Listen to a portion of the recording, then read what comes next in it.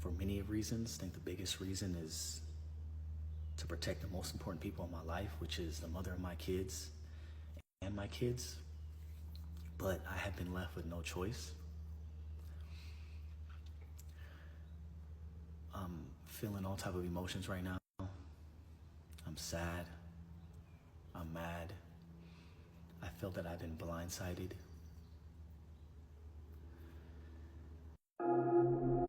Blindsided because, as you guys know, and what you guys have seen for the past year and a half, Catherine and I have the best co-parenting situation that any parent can ever ask for. We actually have a better relationship now than we did when we were married. I look at Catherine as a best friend, someone that I talk to every day, not just about our kids, but about life. She called me last week about her boyfriend, how he had a homeless guy sleeping in his car. I was just over her house bringing the kids pizza, not just the kids, but her and her boyfriend pizza. We were all sitting in her living room eating the pizza, laughing and smiling. And then the next morning is when the snippet of her book comes out, and it talks about how I'm a terrible person and how I was a terrible husband. Not once did she ever come to me and talk to me about this book. Yes, I was aware she was writing this book for the past however long, and I actually congratulated her when I first found out she was writing a book, because obviously I had no idea what the book was about. I just was very proud of her that she was doing something new and something for herself.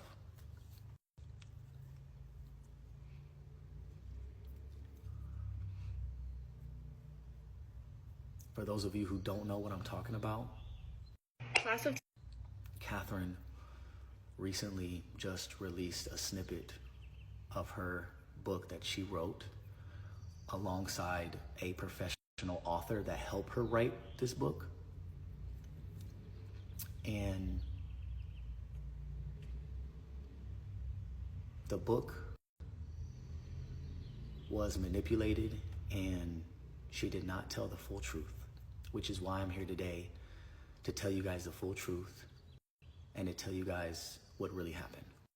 I don't know about you guys, but I find it very odd that the first chapter of her book is about me and not about her. It's about me and how I was a terrible person and a terrible husband, when this book is supposed to be an autobiography about her life. It could have been about anything else. She talks about her family in the book. She talks about ayahuasca. She talks about her new guy. But she wanted to use me, long day, in this snippet to reel everybody in for clickbait and to monetize from the book. Usually when someone writes an autobiography about their life, it starts with, hey, my name is. Not Dolores. That's definitely not how she started it. And that's why I feel like it was a setup. Reason why I say a setup is because when we went through our separation and we decided to announce it to the world, her and I were trying to figure out what was the best way of doing it. I felt the best way of doing it was coming out with a YouTube video together, her and I side by side. And I even told her that, hey, I'll do all the talking, I'll take full accountability for my actions and all the mistakes that I've made. I said, you don't have to say anything if you don't want. Even though you've made mistakes and I've made mistakes, I'll go ahead and take all the blame. She didn't want to do that. So it left me with no choice but to make my own video. I decided to make my own YouTube video, and in that video, I basically exposed myself. And it's crazy because I still have that video today, which I'm going to show you guys right now. Here's the video. The video is over 30 minutes long, so obviously I'm not going to share the whole video, but I'm just going to share a short snippet to show you guys that I did make this video. It caused me to seek it elsewhere. It caused me to make bad decisions. I admit, I've failed as a husband. So as you guys can see, it was 30 minutes of the video of me just exposing myself. And I obviously shared that video with her to get her approval before posting it. And long story short, she didn't want me to post it. And this is what she had to say about it. I also want you guys to know that I'm gonna have receipts throughout this entire video. And the reason why I have some of these receipts is because I knew that one day there was a possibility of something like this happening. And you guys have seen it time and time again, where couples break up and there's always some sort of exposing. And so I just wanted to be able to have my own truth just in case something like this happened. And this is why I have certain recordings. So as you can see the date on here, I filmed that video on June 12th, which was a week before we announced our separation on Instagram. Here is a recording which was on January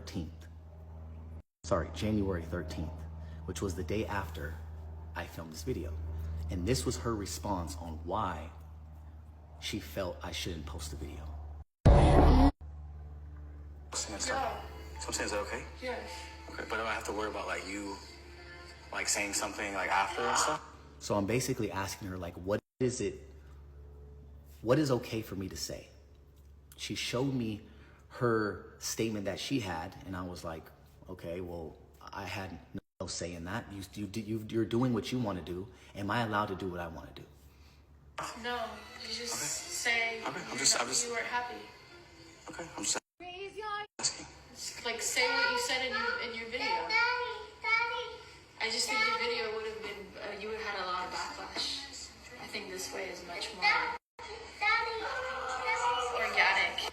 So as you heard what she said that if I was going to release this video, I would get a lot of backlash, as if she cared about me getting backlash. What is happening now? You would expect her to be okay with back then. We were separating at that time, to be okay with me getting backlash or her saying what she needed to say back then. But a year and a half later, you didn't want me to put this video out because you didn't want me to get backlash. Then what's happening now? Why now?